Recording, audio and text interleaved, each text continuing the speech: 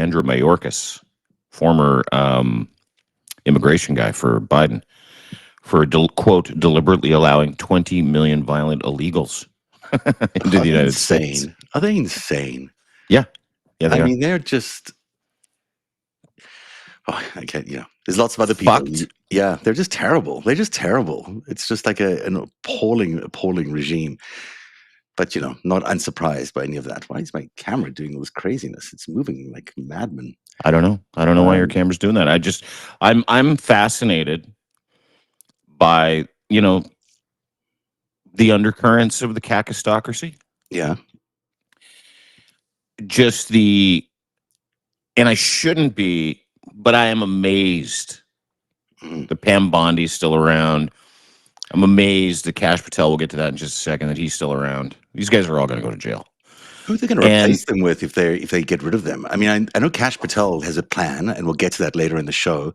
But Pam Bondi, I don't see who takes that job. It's like a job to commit crimes. Anybody as dumb as her. Yeah. And I'm sure they'll be able to find some self-dealing asshole who's as dumb as she is, who's as dumb as Pete Hegseth is. And I just want to underscore how dumb the regime is with this one example. Yes. So Pete Nutsack yesterday, he's like, I'm going to look into whether or not I can court-martial retired Senator, astronaut, fighter pilot, Navy veteran Mark Kelly. Right. Who served this country for 40 years with distinction. I'm gonna look into it. Sedition, treason. Blah, blah, blah. So Mark Kelly puts up a tweet, and he's takes a picture in the mirror of his chest with all of his fucking medals on it. Right? Puts out this really long, beautiful piece about how he served his country, how he stood up for his country, how he's flown sorties for his country, he's gone to space for his country, served with distinction with his country. Chest full of fucking commendations. Pete Nutsack.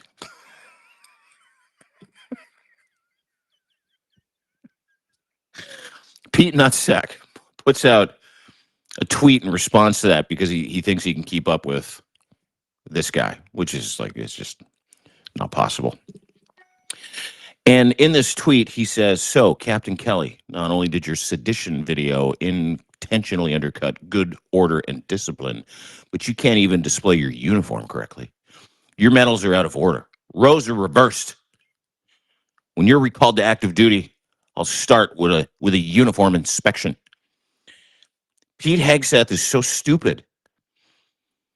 He didn't take into account that Mark Kelly took a picture of his medals in a mirror. So it reversed.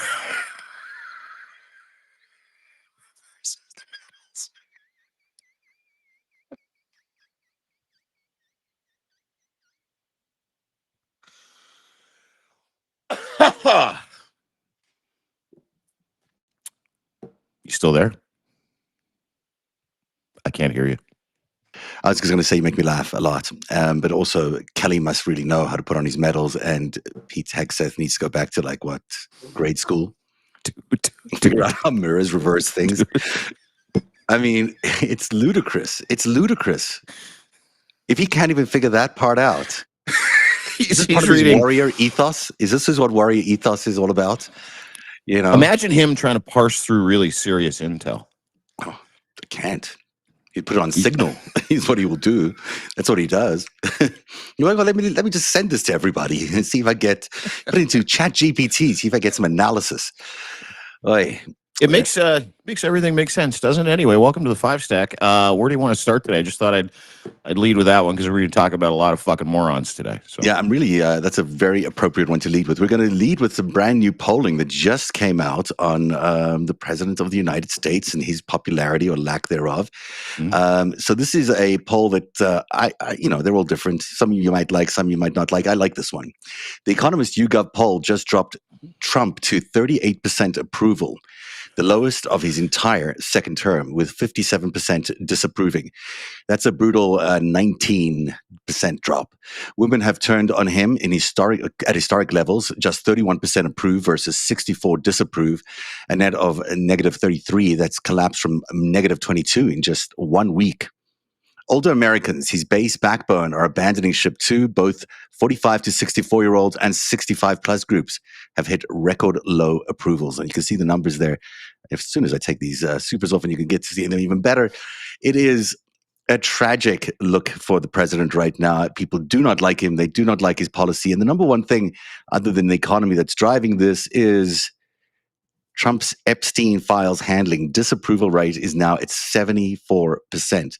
That is a very important number, because when we speak about Nixon and we look back at all these historic things, when you get approval and disapproval rates nearing this 25% mark, it's a crisis for the incumbents, and there's a lot that needs to be done in order to fix that. So that's the Economist poll. I mean, this is Marquette that gives them the 74%, but the previous one was this one here is the YouGov Economist poll. I mean, these guys are conservative. These are not out there people, and they are predicting terrible things to come for the Republicans, which, I'm sure you have a lot to say about, considering everything we've seen from Marjorie Taylor Greene on upwards as the party begins to fray. Yeah. That blast radius that everybody's trying to run away from with their hair on fire, like Marjorie Taylor Greene did, doesn't just have to do with the Epstein files. We've talked about it a couple of times. Mm-hmm. And his polling is a disaster. He's not just underwater in every major category with every major Democrat. One of the things that he was able to do by attaching his message to Spanish or Latino influencers was manage to trick the American Latinos into voting for him in the last election. Well, these ICE videos aren't sitting well with the American Latino community, because this is literally all about an ethnic cleansing. That's what this is. I mean, there's another report that came out the other day that said of the, let's call it 2,000 people that have been arrested and detained in Chicago, 3% were illegals with a criminal record. Incredible. Just under 3%, 2.6. And people of color, specifically in the Latino community, they get arrested 10 times faster than any other visible demographic or visible minority. And all of that polling, all of these conversations, to be said, is it amazes me every time this fucking moron puts out a tweet or a Truth Social post about his poll numbers, when we can clearly see the fucking truth, right? From YouGov, Quinnipiac, Ipsos, every Marquette. To your point, every major poll, including polling companies that obviously skewed to the conservative side on separate issues, they're all underwater, and they're all at the same point, which is 34% to 38%, depending on the polling, that approval rating. And to your point, a 26% approval rating when it comes to the handling of the fucking Epstein files, and a 25% that was polled when Nixon got pulled out of office, when the senators and some of the supporters walked in, they're like, they got you and you're going to kill everybody, so you got to fucking go. That's where we're at. Like, that's literally where we're at. Yeah. But the interesting part is how this fucking guy, and I don't know who's not in his ear, I know he has complete control of the White House. Report came out that Lev helped build, that several senior GOP members are literally so sick and tired of his bullshit, they're getting ready to bolt. He treats everybody in the party like shit. If you're not in his cabinet, or if you can't do him a favor, fuck you. It doesn't matter who you are, Republican or Democrat. He treats everybody like garbage. So this guy puts out a tweet after that poll came out, a Truth Social post the other day. I have gotten the highest poll numbers of my political career, all caps. While my great work on the economy has yet to be fully appreciated. It will be. Things are really rocking. Stopping wars and foreign relations seems to be a strong suit for him, by the way. This is literally written by a fucking idiot, like a child trapped in a fucking 80-year-old dementia-laden rapist body. It's also like, a fantasy world. I mean, there's this complete pure fantasy, like pure fantasy. Also great. He's like, also great. The border and stopping crime. I predict the economy, with the highest stock market ever and prices coming sharply down from the Biden disaster, will soon be at the top of the list. Make America great again. That is pure fucking delusion. to your point. Yeah, let me show you how delusional it really is. This is the collapse as we see it. This is Fox News, by the way, a lot of these the Fox News polls. So the Fox News approval and disapproval ratings look like this. So Trump is now at 40% favorable, almost 60% unfavorable. Fox News, you see the Marquette ones below there. But the Marquette ones are interesting because on the economy, he only has a 36%, is that right, approval rating, and a 64% disapproval on the economy that he says is the greatest economy ever. Then you can see it all the way down. It just gets bad. It's just not fully appreciated. It's not fully appreciated. And everything below that, tariffs, Russia, Ukraine, inflation, Epstein files, shutdown, Argentina, all ridiculously low approval ratings. Then you get to the economic pain that he talks about. 46% of people say they've been hurt by Trump, that he's to blame for their economic plans. 46%. As people complain about cost increases, this is Fox News again. Groceries, 93% say the groceries up. Utilities, 78%. Healthcare is 67%. Housing, 66%. Gasoline, 53%. In general, everyone is saying that the prices are cost of just way higher, and the cost of living is too high for them. The national economy got a 76% not good, which means it's pretty high disapproval rating there of his handling of the economy. So I hate to break it to Mr. Trump, but whatever economy he says he's leading is not trickling down to everyone. It's not trickling down to consumers at all. And when you look at the midterm prospects, 49% Democrat, 44% GOP, that's the likely House. That's how the House will likely split. And Republicans are getting a fair enough share of the blame around the shutdown as well. Mm-hmm. You know what's one of the truest things that was ever said to me about con men is just wait never comes. Mm-hmm. Right? Just wait never happened. Just wait and see. Just wait and see. Tim Hassert, just wait and see. Tom Emmer, just wait and see. JD Vance, you just wait. You got to be patient. Yes, it's going to be hard. Just be patient. It's never coming. The economy is never coming around. You're never getting your fucking health care back. Those SNAP benefits that so many people lost aren't going to get those back. This $2,000 check. I don't know if I subscribe to Donald Trump's, so everybody else doesn't have to his fundraiser emails, right? So I'm a member of the Trump fan club. Mm-hmm. So he sends out a tweet today, a social media post, and this is again just roll it into the con man narrative about this dickhead. Mm-hmm. He sends out a tweet today because of these poll numbers, and he's like, guys, and he's going to lose his tariff fight with the Supreme Court. Yeah, it by does the way. Look like that. Yeah. So he puts out a fundraising email, literally a fundraising email, with him holding hundreds of dollars in American cash. He's like, "You want this money? You want this $2,000? I want to give you this. I want to give you this so bad it hurts. This is tariff money, and if you want this tariff money, click this link."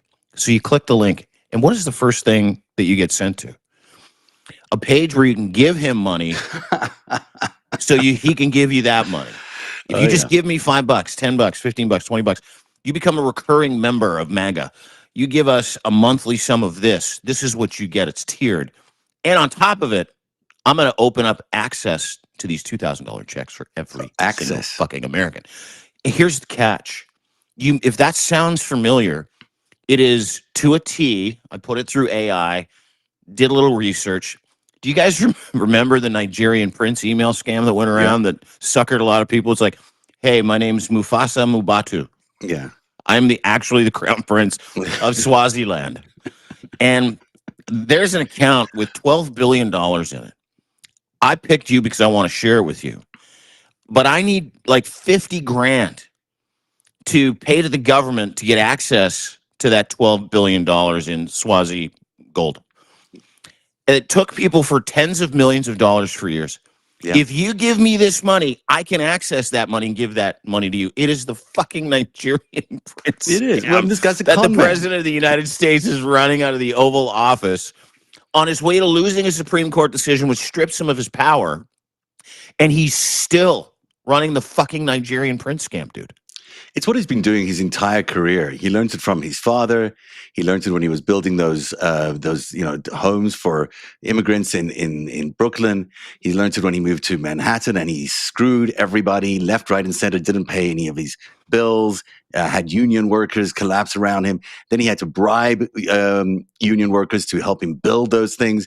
And, everything's just a scam. If he can buy it, he will. And he'll buy the politicians, he'll buy the authorization, he'll buy the union labor, he'll spend any amount of money to bribe and his way into something, but he'll never pay off his debt. He'll never pay anyone the bills he owes. He just is a con man. That's what he's done all his way through his life, and it's what he's doing right now to the American people. It just does not stop.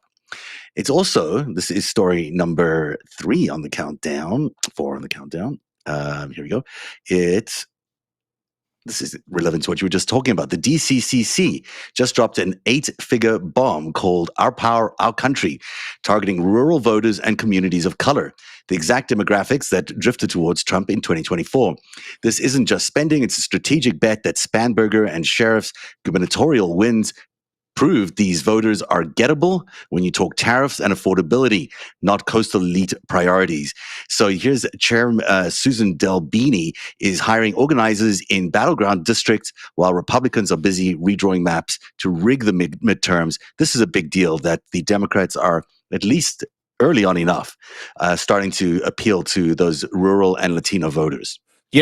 Because for the longest time they had this elitist attitude that they were just going to get Latino voters and marginalized voters or people of color because they represented, the progressive side, the inclusive side of that equation. They like DEI. They all the things that really matter to people who are progressive and smart, who understand how to serve the people, right? And so they abandoned those people during 2024, which was fucking wild because you're running a black woman to become the next president of the United States. And you're just looking around at Latinos, people of color, marginalized groups, immigrants, migrants, and you're going, yeah, you can vote, and you're just going to end up voting for us, so we'll just leave you there. What they're doing, inserting themselves early into rural areas, poorer areas of marginalized people, people of color, heavily Latino areas right now, they haven't done that in 20 years. Mm. They coasted on the idea. And Donald Trump, to your point, if you remember Anna Paulina Luna, Rep. Salazar, who is like a media figure, a Hispanic media figure, very, very famous, where she now is a member of the House. And she was one of the people, both of these women were 2 of the people that took up all the oxygen and were like, listen, I talked to Donald Trump, guys. I talked to Donald Trump. And the mass deportation is just going to be criminals. Like, it's just going to be the criminals, the illegal aliens. You guys are here, and even if you're here illegally, he's going to have a carve out for you if you've been here for 5 years, you got no criminal record and all that other stuff. Well, what didn't happen? That. And so the opportunity now for Democrats to embrace what they should have done over the past 25 years, which is to shore up support in those communities. The fact that they're taking this seriously, to your point, they smell blood in the water, and they should. But they should also have been doing this 25 fucking years ago, because how many people have been deported, arrested, who bought the lie, who listened to Salazar, who listened to Luna, who listened to their Hispanic radio heroes talk about how great Donald Trump is and he's going to make America great again for Latinos for Trump. Remember that? And one of the great videos that I've ever seen is this one of the heads of Latinos for Trump in Miami coming home to an empty house because they deported his fucking wife while he was at work. Right. And that tells you everything you need to know about this policy. I posted a piece on narrative.org earlier on today called The Fierce Urgency of Now, which really spoke about how the next elections, the midterm elections, are actually presidential elections. That because this particular regime is so out of whack, it's so unpopular, it's so criminal, it's so falling apart in front of our very eyes, that the next, winners of this election in the House and the Senate are going to be having the responsibility of impeaching and convicting this president and his entire regime. I mean, this is really going to be not just a referendum on whether you approve or disapprove of Donald Trump. It's going to be do we get rid of Donald Trump or not get rid of Donald Trump in the new Congress. And it seems to me that if Democrats wake up to this notion early on, they can find the leader that's willing to run for the presidency through the House, through the speakership. Because if we find the right guy who can be, or a woman who can be the unifier in the middle of this battle for America's hearts and minds, who can bring those, we need 67 votes in the Senate to convict. Mm-hmm. That's really hard to do if it's just Democrats. But we need someone who can get in there and build a coalition with moderate Republicans or Republicans that are opposed to Trump or Republicans who just realize that, you know, they aren't going to be in power if they continue down this road, and bring these two factions together, the Democrats and the moderate Republicans, or the split away Republicans, call them what you will, and unite them in a, we are going to impeach this president and convict him and replace this entire regime. And I think the opportunity for Democrats is massive there, but there is a void right now. There's just no leader standing up and saying, I'm going to do this now. I'm not going to wait till 2028 or 27 to run a primary. I'm going to wake up today and start running the presidential campaign for 26. You know what? And not just presidential campaigns. It's a great fucking point. You know, give them a strong leader, someone that can reach across the aisle, someone that has an understanding of how to build relationships, and someone that has the respect of moderates, right? Specifically on the right. But, you know, we had a great conversation today with the Weekend Roundup, a day late, but we got to it with Lev. And we were, I know, it's too, whatever. We were busy. Next week, It was a Wednesday. Yeah, we'll do a Weekend Roundup on Thursday from the previous week, but, you know, and then we'll get to the rest of the week. Anyway, a couple of things happen. Obviously, the peace plan that Donald Trump is trying to ram through by Thanksgiving. He's trying to give everybody the notion that he's going to settle everything in Ukraine, and he's got this handled after the fucking laundering of 28-point Kremlin list went through his intermediaries and not even through the State Department, which is whatever. And Ukraine is not going to sign it. Russia's not going to sign it. And it's a rush for Donald Trump at this point in time to go get something done where he can look like he's got some kind of political currency or capital. Now, here's why that's really fucking important when it comes to his political fortune, because of every single poll that Zev just walked us through, because the Epstein files are coming. But the real fucking charge in Donald Trump's resolute seat right now, the real charge, is what Marjorie Taylor Greene did and the coming exodus of what is alleged to be dozens of GOP House and Senate members. And when I say exodus, I don't mean they're all going to become Democrats. That's not what I'm talking about. When I say exodus, what I mean is very, very simple. You're going to have a bunch of people quit. You're going to have a bunch of people resign. You're going to have a bunch of people probably walk over on the other side and start voting with Democrats. But you're going to have a lot of House and Senate GOP members who do not want to be anywhere near Donald Trump when the roof caves in or when the floor gives. Just not show up for work. They're just not going to show up for really important votes, like impeachment votes, bunch of different votes. And it's going to be dozens. Yeah. Dozens of them. Because they all know what we know, and they all want to make sure they're nowhere near this for self-preservation, for their post-political careers, maybe for their current political careers. But the really fucking interesting part of all of that is there's a movement that Lev and I kind of talked about it. He wrote about it in his latest Substack. You can go read it. Lev remembers. There's a movement, and everybody should be really encouraged by this, by the way.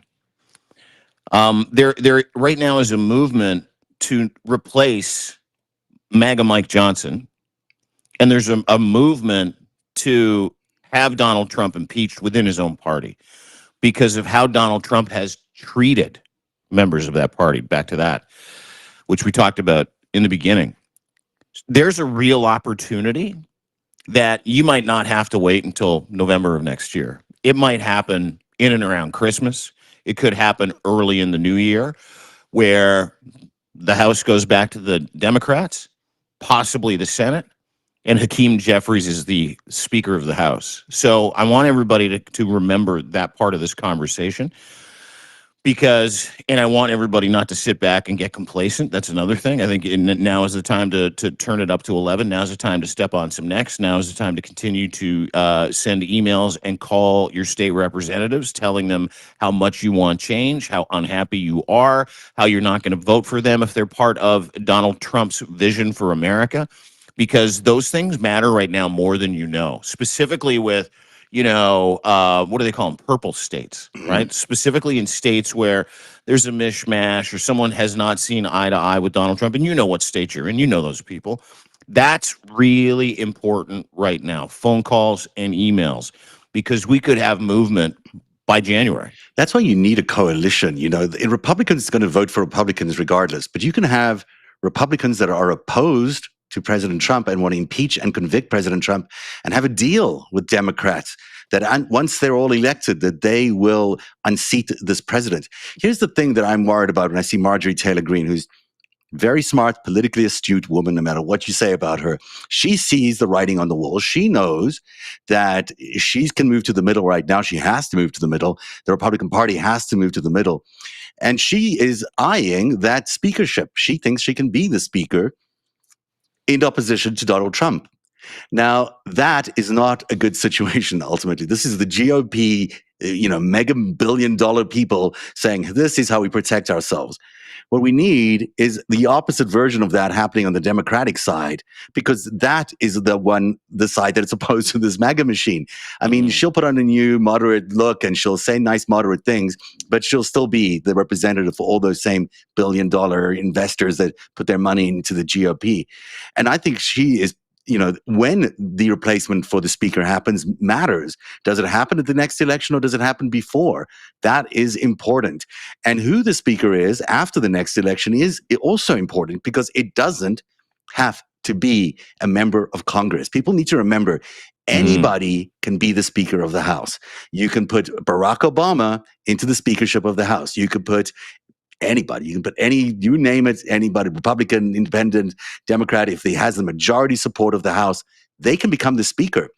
That speaker is likely to be the president of the United States if the impeachment and the conviction goes through. There's a lot of ifs there, but it's a path we should be taking. It's a path that people should really be focusing on now, because if we don't take it, we're definitely not going to have it. Then we will be stuck with another Trump, another 2 years of Trump being a lame duck president. But we should be taking it. Yeah, absolutely. Listen, throw all the shit on the wall and see what sticks. Yeah. Right. Like at this point, we're they call it an inflection point, but we're really, at a breaking point for MAGA, a breaking point for Donald Trump, where the only support that he gets now is inauthentic support. I don't know if you saw the report where Elon Musk decided to put location service. We talked about it. It's like almost every major MAGA influence account comes from Thailand, comes from Europe, comes from India, comes from Malaysia, comes from Nigeria. None of it's fucking real. Yeah. Like none of it's real. What is real is the opportunity that Americans have right now to put a stake in the heart of America's vampire. Yeah. And when you look at those approval numbers, even in Republican states, Republicans are not impressed by his policies. They don't like what he's doing in the economy. They don't like anything. And in fact, even in the Senate, and this is story number 3, Mitch McConnell publicly accused Putin of playing Trump for a fool and went to war with J.D. Vance on social media over the Ukraine peace plan that Republicans are calling Russia's absurd wish list. Multiple GOP lawmakers, including Brian Fitzpatrick and Don Bacon, are blasting their own administration for what they're calling a disgusting surrender plan, with Rubio caught backpedaling after telling senators the 28-point proposal was actually Russia-led, not American. The longest-serving Senate Republican leader told the vice president, this is McConnell, of course, a deal that rewards aggression wouldn't be worth the paper it's written on. This is not the same GOP. The GOP is fractured, and they do not support the president of the United States. No, it's a great fucking story, too. Give it to that old prick, Mitch McConnell, who loaded the courts across the United States of America with people that have given Donald Trump the cover to be able to do what he wants. So let's just park that on the side. The establishment around Donald Trump, specifically those very, very senior GOP members like Mitch McConnell, they were brought up to hate Russia. They don't like Russia. They understand what's at play here, and they understand what Donald Trump is doing. And that little spat between Mitch McConnell and J.D. Vance made J.D. Vance look like the fucking moron he is. Yeah. Like, I mean, Mitch McConnell, say what you want. He's a career politician. He knows how to get shit done. He's very, very well respected, even though he's been feckless in trying to push back against the monster he created. And he helped create this fucking 100%. Monster. Yeah. But when it comes to Russia and when it comes to Ukraine, his relationship with John McCain, this is back in a time when guys used to be able to chirp at each other in a house setting and then go for bourbons after and go, I got you there. No, you got me there. No, yeah, but we still fucking hate Russia. that old guard still fucking hates Russia, and they should, because Russia is a genocidal state led by a genocidal fucking dictator that Donald Trump continually fucking seems to forget when he invites him to Alaska. And I want to point that out because I don't know if you're paying attention to some of the rhetoric around Lavrov now, and just to kind of give you everybody a quick tour through where we're at with this fake peace plan. It is indeed a fake peace plan. Is there are core elements that Ukraine has agreed to? I think like 9 or 10 of the first 28. A couple of them are, like we want to be able to decide if we go into NATO, if we join the EU. That's our decision, and the decision of NATO and the European Union. That kind of stuff. Not capping their peacetime military at 800,000. They wanted like 250,000. They're like, no, it's fucking 800,000 or it's nothing. But the wild part about this peace plan is that this peace plan is about carving up parts of Ukraine. And this peace plan was not engineered, as everybody knows, through proper channels like the fucking State Department, using the smartest, best minds like Mitch McConnell. Say what you want about his, dementia, not being able to stand up anymore. Yeah. But they abuse the privilege of those experienced individuals so that Donald Trump, Steve Witkoff, Jared Kushner could place themselves at the trough when everybody starts talking about peace plan. It was like, what are you getting? What am I getting? What is everybody else getting? And Mitch McConnell knows that. Yep. That's why Mitch McConnell put that out. Yeah, look, this is a non-starter. This deal is never going to happen. But I think what's also really interesting is that they're saying in there that, Putin is basically calling the shots for the Trump administration. These are the same people who did not believe that Trump-Russia was a real thing. But here they are saying, Putin's calling the shots here. Now, they've got, the Secretary of the Army in Abu Dhabi right now negotiating a deal with the Russians secretly behind closed doors. Of course, the negotiations have to happen behind closed doors. But why is the Secretary of the Army doing it? Phil Driscoll? Is that who's there? Yeah. Well, he's a Trumper. Yeah, right. Like exactly. He's shadow diplomacy. It's the same thing. Well, of course it's odd because Donald Trump operates with a small cabal that live underneath what government banners are supposed to do, which is provide, cover, support, and professional execution on behalf of any foreign policy. Well, they're not doing that. They got a fucking New York real estate guy who's a total shyster, and Steve Witkoff. And then they got Phil Driscoll, who is wholly unqualified to be the Secretary of the Army, but he's a Trumper, so he gets in. And probably another couple of fucking idiots Donald Trump grew up stealing from people with when he was in New York. That's who's handling this, right? And the only thing that matters to any of those people is self-enrichment. The only thing that and keep in mind, Steve Witkoff made his money in New York during the influx of the Russian oligarch money into the United States of America. He was an investment guy, a lawyer guy, and then he became a real estate guy that made fucking billions of fucking dollars from finding houses, apartment buildings, hotels, the like, for Russian money and oligarchs where they could come and start buying U.S. real estate. So, these are all people that he fucking knows. Oh my gosh, I just completely forgot what I was going to say. I'm sorry. I forgot what I was It going was to say. probably awesome. Sorry. It was awesome. It was awesome because you know what? I remember now. Driscoll shows up in my LinkedIn the other day as someone you may know. And I was like, well, I don't know him, but I'm going to say yes. I'll accept the idea that I should. Well, I guess it says that you should ask him to follow you or something like that, or to connect with him.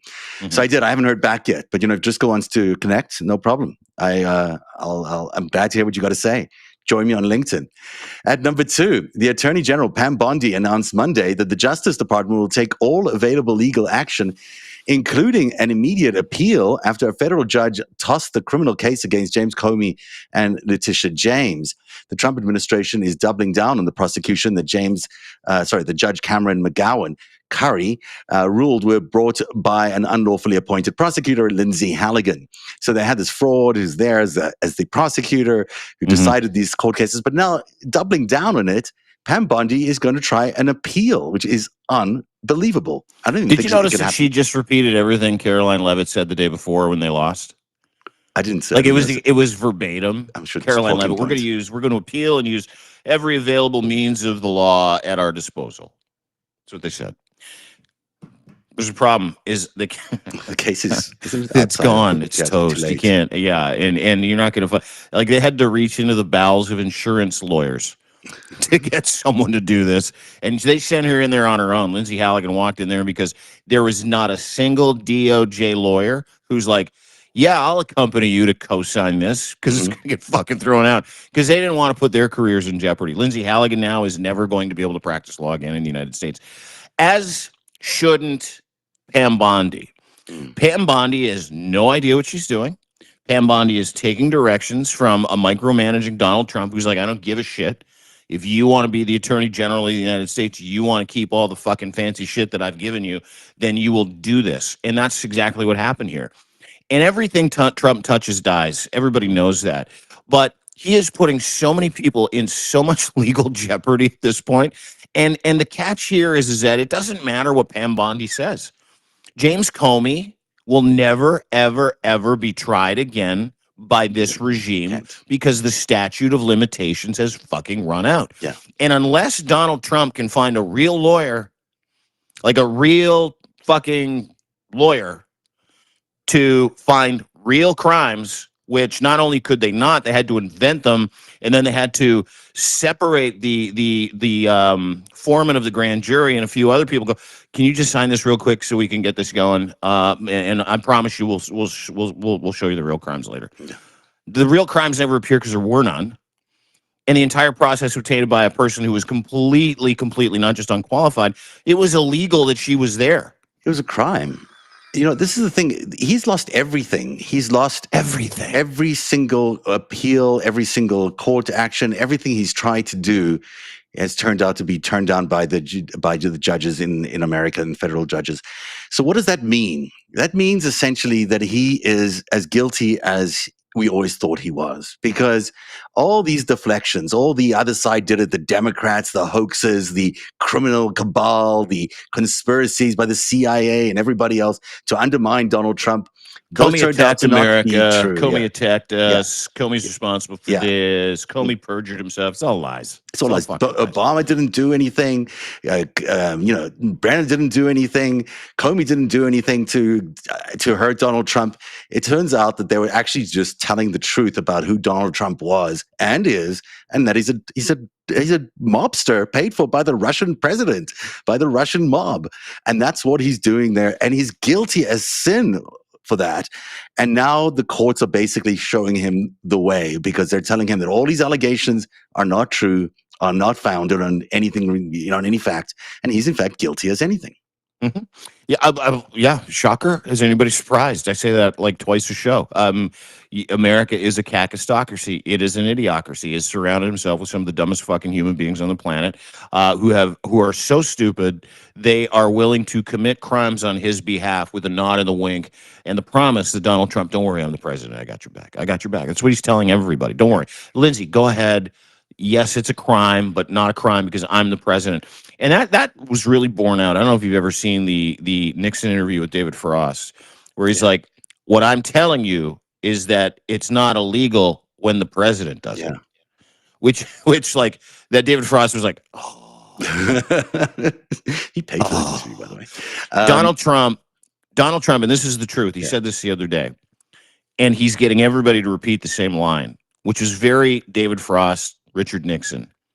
My orders are all legal because they come from me. We're finding out, and we will find out. Well, I mean, he does have this immunity thing that they gave him, the Supreme Court gave him, but I don't think that means that all his orders are therefore legal and you can do whatever he says. That's not the case. He gets immunity from some things, for sure. He'll get that, but not the people that he tells to commit crimes to. No. And he has surrounded himself with enough people who are dumb enough, like Pam Bondi, cannot stress how stupid this woman is, or Lindsay Halligan, who are like, in their minds, they're weighing a trade-off. I'm the Attorney General of the United States, and I get to walk around and big dick everybody in the United States of America. Also, I am an ambulance-chasing airhead, and so it's not going to get any better for me. So, yeah, I'll just do this. And, this is as good as it's going to fucking get. And in no way should I be here. We've all been there. Like, we've all been in rooms and in environments where... It's okay. It's okay. We're going to get into the story about Kash Patel. Talk about, are you okay? Are you okay? Speaking of which, we've all been in rooms where we're like, I am outmatched and outgunned by everybody in here. Yeah.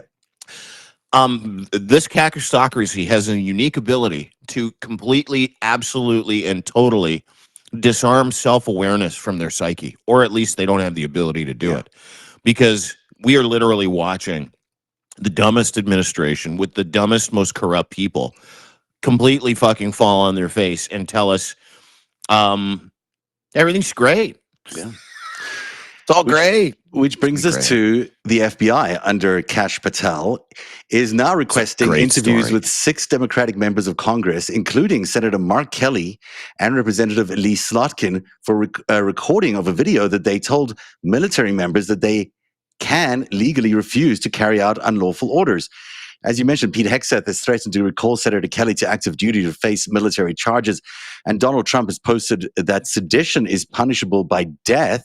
Now, Senator Slotkin, a former CIA officer, responded, "The president directing the FBI to target us is exactly why we made this video in the first place.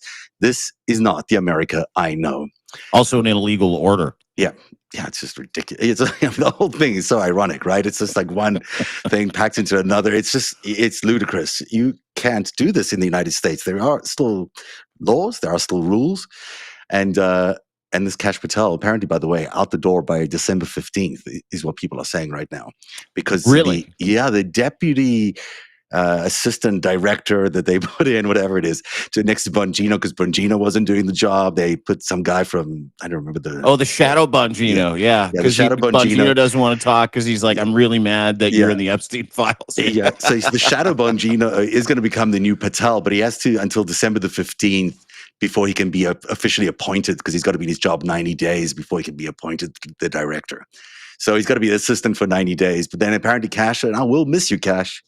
We will miss you because I don't know. It's funny because like it's content for days, right? Like anytime these guys say or do anything stupid, like the Kash Patel stuff with his girlfriend flying to wrestling shows and the government in the FBI Gulfstream showing up for a fake wrestling show while she sings the national anthem, flying her to and from university, fucking around with MI5, covering up the Epstein files, perjuring himself on the stand for hours at a time in front of the House and Senate Oversight Intelligence Committees.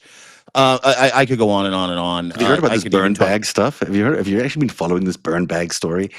Oh. Where they claim that the former FBI director had these garbage bins full of material that, implicates everyone from Clapper to this whole conspiracy that they think there was going on against Donald Trump. Oh, yeah. They found garbage bags full of information they magically found. Which they're now investigating as serious, burn bags. This is what they were intended for. You're going to be destroyed. And somehow there's a cover-up and a conspiracy. It's so ludicrous. It's like, it's just Keystone Cops. It's like just amateur hour at the FBI trying to come up with a conspiracy to implicate the former CIA director and the former FBI director in some sort of conspiracy against Donald Trump. It never happened. You found garbage bins or garbage bags in an adjoining office. It's no big deal, Kash. It's not a crime. If they even indeed found garbage bags with pieces of paper that are like, James Comey's totally guilty of all these crimes, as is James Clapper and Tom Brennan or John Brennan and Joe Biden, the crime family. And oh, by the way, in this other bag, we found evidence that Obama is a baby eating Satanist, and his wife has a dick. We found Elvis in this other bag. Where are we going to next? Because what's this? It looks like Elvis. So fucking, I'm waiting for the Elvis one because they tried to deflect it. I don't know if you remember the day that the Epstein files vote happened, and the Department of Justice is like, we're releasing the Amelia Earhart files, and you're like, what the fuck are you talking about? I mean, I'm interested in the Amelia Earhart, but not more the than funniest Epstein. one was someone put like there's a picture of Amelia Earhart showing a picture in a cockpit of something, and someone turned it into a meme. It's like, just release the fucking Epstein files, dude. Yeah. That's what it says on this little, like, nothing is going to surprise me from false flag events to burn bags to the Amelia Earhart files to the Martin Luther King files to the JFK files. Nothing is going to surprise me in terms of what they cook up. And they're going to cook something up. Whether it's Venezuela, whether it's these fucking burn bags, it's like, oh my God. It's unbelievable. Abraham Lincoln was a fairy. He was. This is a cover-up. He was a magic fairy with wings. Oh my Was it Lincoln? God. I think it was Lincoln. Wasn't he? Wasn't he Lincoln gay? Wasn't that the whole thing? I don't think Lincoln was gay. I don't know. I think he was. No, was he? I think so. Oh, I didn't mean that kind of fairy. I meant like a magic fairy. Like I'm just like I was just saying. Well, we need to make sure because I have a history, right? So let's not talk poorly about my LGBTQ friends. Yeah, that's true. But there is a Lincoln gay thing that happened. I think it was Lincoln. Who was gay. I gotta wonder too. You know, I don't have a burn bag on Donald Trump's lifestyle, but you ever hear how he talks about like big, strong, impressive dudes? Look at those muscles. Yeah, no, he likes the manly men. He does. Oh, look at those muscles! My God, I could look at you big, tough, strong.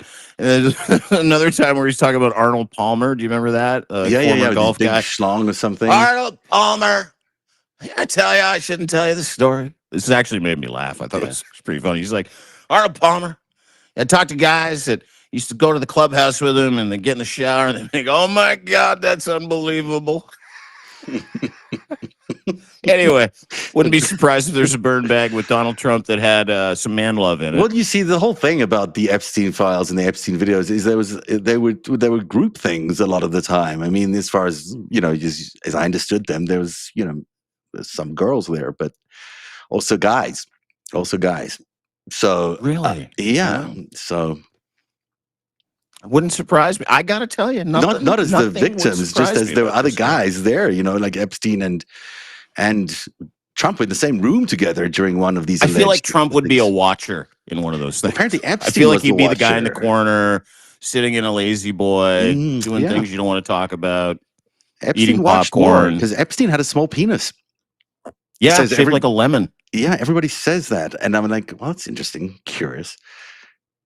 Speaking of smut, what happened to the show today? We just degenerated. Well, we're done. No, it's not. I put out a questionable post today dealing with a subject we may have touched on in the previous five stack. Yeah, and that is the growing perversion / hilarity around this email exchange between RFK Jr. and Olivia Nuzzi. Oh yeah, tell me more. Is there an update? Yeah. Oh my gosh, so exciting. Ryan, listen, and I'm a big Ryan Lizard guy. I think he's a great writer. And he, he does a bunch of Substack lives with some friends of mine, like Steve. I think he's brilliant. And I think he was done dirty. But Olivia Nuzzi's on this big comeback trail. It was announced this week, too, that she had an affair with Governor Mark Sanford years ago. Really? Sanford gets around, eh? Yeah, he likes the ladies at Mark Sanford. And the texts that were that allegedly, well, it's factual, that Ryan Lizza has now posted on his Tell Us channel on Substack. Yeah. Great follow, by the way. Details. I don't know. Should I read it to you? Yeah. Well, I mean, are we going to get into that topic? Are we going to get into that word that from yesterday? It's like I'm going to try to that word. That word that came up yesterday. That act. I don't know if I want to get into explaining it in detail. I don't think it's going to do anybody any good. No, don't explain. It's just factually. Not going to explain it, but I'll read you what RFK said, and how Ryan found out. Obviously, and he's got part one, how I found out. Part two, how I found out. Part two is incredibly salacious. Right. According to Liz's Substack, messages read like sex poems from Kennedy for Newsy. Now I know why he's sexting, because it's not as sexy when a guy talks like this. Oh, darling. It allegedly opens up with the line, "Your open mouth awaiting my harvest," and then tells her to, quote, "drink from me, love." He allegedly then, well, not allegedly, this is what Liz says, describes squeezing her cheeks, holding her nose, and warning her not to spill spill a drop. Oh my God. Oh my God. That is. He calls her the river. No, he's the river, and she's the canyon. And he allegedly wanted to, quote, flow through her and subdue and tame her in this manner. I can't. I'm trying not to laugh. I'm trying not to laugh, but the canyon. I am the river. Hamilton in the you are chat. my canyon. Hamilton's like, yes, read it. She's the canyon. He's the river. You can do the math, right? You've done physics. You don't need a protractor There's a harvest. for this. There's a flood. There's all sorts of things that go on. Plenty of stuff. So what has happened now, and I say good for Ryan Lizza, because it appears that Olivia Nuzzi, to try and save her career, has tried to destroy his after she made a few fairly poor decisions as a journalist. Yeah, ethically. You think it was poor decisions? Appears. Yeah, I don't think these are great decisions. Like, if you're like, hey Dean, where do you rank this on the list of great decisions? 1 being terrible, 10 being a great decision. I'm going to put this at around a 2. Just as a life decision, not even a journalistic ethical decision. Just a bad call. Just don't do it. So Olivia's apparently now her new gig with Vanity Fair in California is under review. Mm-hmm. Ryan Lizza is number 1 in U.S. politics on Substack. Where's RFK? I don't know. Tending to the harvest, probably. Tending to the harvest is... Tending to the harvest. Darling. I want to see your mouth open. My love. You're the canyon. I'm a river. You have to do a full-on recording. You have to, of the entire thing. You have to post it in RFK's voice. You have to, Dean. The public demands it. We demand it. You need me to do some micro content, reading these tweets in the voice, the current voice of RFK Jr. Yes, the RFK impersonation. I think it would be amazing. I think people would like to hear it because they want to be in the moment. They want to understand it and they want to see it. That guy's in charge of healthcare in the United States of America. Yeah, as well. So it's probably important. All right, I'm in. All right. Yeah. Do it. I will promote heavily. In fact, I'll promote everything that happens on deanblundell.substack.com heavily because it is amazing when you go there. All sorts of great news, all sorts of great information. It's really the one place to stop every morning to get every bit of news. Plus, these incredible. You have an array of guests that is formidable. I'm a little bit envious, but it's okay. I mean, just the people that you're interviewing and that you're hanging out with in your Substacks, amazing. And just you're getting a whole lot of knowledge, and all your followers and viewers are getting to sit in on these conversations, and it's fantastic. So everyone should subscribe if you haven't already to deanblundell.substack.com because he's got 25% off this month. And just annual. Everything else is regular. It's like $150 for a founding membership. You never pay again. At $25 off a yearly membership that goes till the end of the month, and $8 a month. And more importantly, share. Listen, I wrote a piece about this today. Turned down a couple of jobs this last week. One, the person challenged me. He's like, "Don't you want to work for a legitimate media company? Well, don't you want us to legitimize your work?"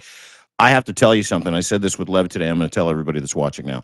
Mm-hmm. My legitimacy comes from you investing in me. So does Zev's. And over the past several months since we've been doing this, you brought me back to life. You, my Substack family, you brought me back to life. My purpose is to continue to do this for you, with you, arm in arm, as long as I can. And the only reason I had the ability to say no to regurgitating someone else's information was because of you, because of my Substack family. And I cannot thank you enough. So I promise you that we will be good stewards. But more importantly, I'm humbled and I'm also motivated more than I've ever been motivated. And Zev and I kind of touched on it yesterday. For the first time in like 10 years, I feel like myself again. Mm-hmm.